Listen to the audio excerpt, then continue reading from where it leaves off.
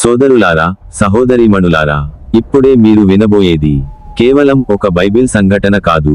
ఇది దేవుడు మనిషి జీవితంలో ఎలా పని చేస్తాడో చెప్పే సజీవమైన సత్యం.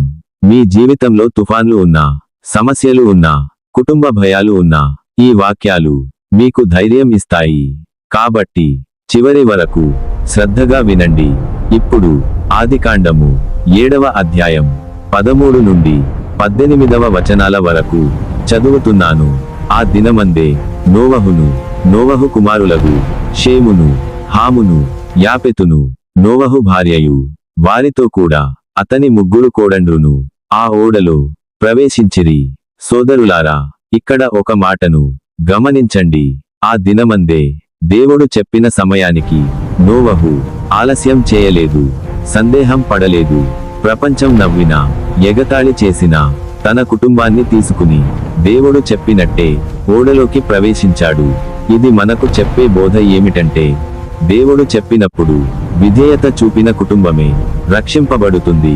ఈ రోజు మనము దేవుని మాటను వాయిదా వేస్తున్నామా, లేక నోవహులా నడుస్తున్నామా? ఈ వాక్యాలు మీ హృదయాన్ని తాకుతున్నాయంటే ఇప్పుడే ఈ వీడియోకి లైక్ చేయండి. ఇలాంటి దేవుని వాక్య వివరణలు మిస్ కాకుండా ఉండాలంటే ఛానల్ను సబ్స్క్రైబ్ చేయండి. మీ కుటుంబానికి మేలు చేయాలని అనిపిస్తే ఈ వీడియోను షేర్ చేయండి. ఇప్పుడు 14వ వచనం.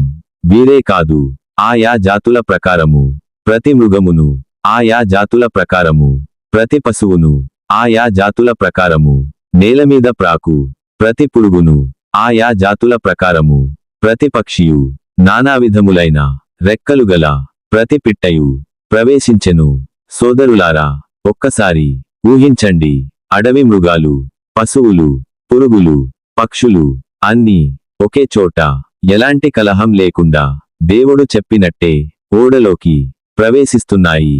ఇది ఏమి చెబుతోంది అంటే, దేవుడు ఆజ్ఞాపిస్తే సహజంగా శత్రువులైన వారు కూడా శాంతిగా మారిపోతారు. మీ జీవితంలో భయాలు ఉన్నా దేవుడు మీతో ఉంటే అవి మీపై అధికారం చెలాయించలేవు. ఇప్పుడు 15వ వచనం. జీవాత్మగల సమస్త శరీరులలో రెండేసి ఓడలోనున్న నోవహు నొద్ద ప్రవేశించెను.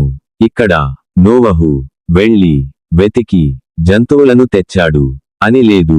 దేవుడే వాటిని నోవహు దగ్గరకు పంపించాడు. ఇది మనకు చెప్పే గొప్ప సత్యం ఏమిటంటే, దేవుడు మీకు ఒక బాధ్యత ఇచ్చినప్పుడు దానికి కావలసిన సహాయాన్ని కూడా ఆయనే సిద్ధం చేస్తాడు. ఇప్పుడు 16వ వచనం. ప్రవేశించినవన్నీయు దేవుడు అతనికాజ్ఞాపించిన ప్రకారము సమస్త శరీరులలో మగదియు ఆడుదియు ప్రవేశించెను. అప్పుడు యెహోవా ఓడలో అతని మూసివేసెను. సోదరులారా, ఇది చాలా బలమైన మాట. నోవహు తలుపు మూసుకోలేదు, యెహోవానే మూసివేశాడు. దేవుడు మూసిన తలుపును ఎవరు తెరవలేరు. మీ జీవితంలో దేవుడు రక్షణ తలుపు మూసినప్పుడు ఏ తుఫాను మిమ్మల్ని నాశనం చేయలదు. ఈ మాటలు మీకు విశ్వాసం కలిగిస్తున్నాయంటే ఇప్పుడే కామెంట్లో ఆమేన్ అని రాయండి. ఇప్పుడు 17వ వచనం. ఆ జలప్రవాహము 40 దినములు భూమి మీద నుండగా జలములు విస్తరించి ఓడను తేలచేసినందున అది భూమి మీద నుండి పైకి లేచెను. 40 దినాలు వర్షం, తుఫాను, భూమి అంతా నీళ్లతో నిండిపోయింది. కాని అదే నీరు నోవహును ముంచలేదు, ఓడను పైకి లేపింది. మీ జీవితంలో వచ్చిన కష్టాలే దేవుని చేతుల్లో ఉంటే మీను పైకి తీసుకెళ్లే సాధనాలవుతాయి. ఇప్పుడు 18వ వచనం.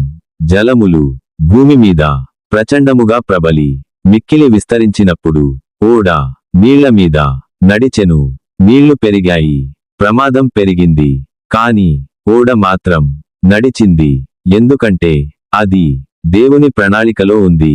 ఈ అధ్యాయంలో తదుపరి వాక్యాలు ఇంకా ఎంతో లోతైన సత్యాలను చెబుతాయి. అవి మనం తదుపరి వీడియోలో పూర్తిగా వినబోతున్నాం. కాబట్టి తప్పకుండా సబ్స్క్రైబ్ చేసి బెల్ ఐకాన్ను ఆన్ చేయండి. ఇప్పుడు చిన్న ప్రార్థనతో ముగిద్దాం. ప్రార్థిద్దాం. పరలోకమందున్న మా తండ్రి దేవా, నోవహును కాపాడిన దేవా, ఈ రోజు ఈ వాక్యాలు విన్న ప్రతి ఒక్కరిని కాపాడు. వారి జీవితాల్లో తుఫాన్లు వచ్చినా నీ సన్నిధి అనే ఓడలో వారిని సురక్షితంగా ఉంచు. వారి విశ్వాసాన్ని బలపరచు.